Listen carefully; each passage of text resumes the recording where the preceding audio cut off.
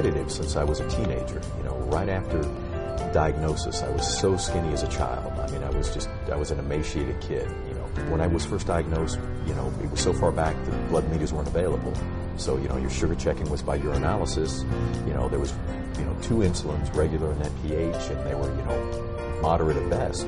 You know, control was very difficult. As a result, I was incredibly skinny, you know, picked on consistently, both boys and girls. You know, girls got their shots in too. Bam. You know, but it was, as a kid, it was pretty horrific. But I had, you know, come across actually a picture of Sampson with a lion in a headlock in a picture Bible, right? Mm-hmm. And the guy was just, you know, had these gigantic delts, gigantic arms, you know, and veins everywhere. And I was just like, oh my God, look at this guy. Gotta be like him, gotta be like him. And then, you know, actually I got down and prayed, God, you know, please make me like this. You know, woke up the next morning, I was still the same. Son of a gun, what's wrong? What's the deal?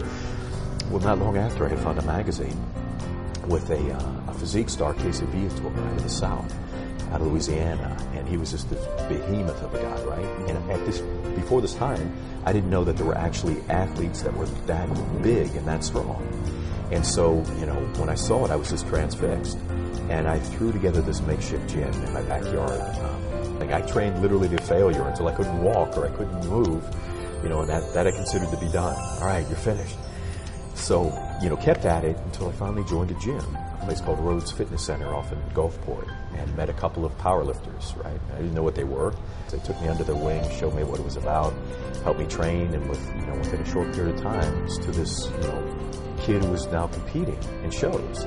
And, you know, first contest, I placed dead last, you know, nothing.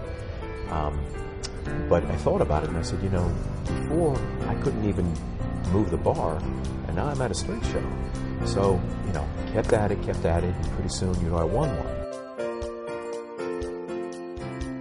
By the time I had left high school, I had already set a state, a regional, and then an American record in the bench press.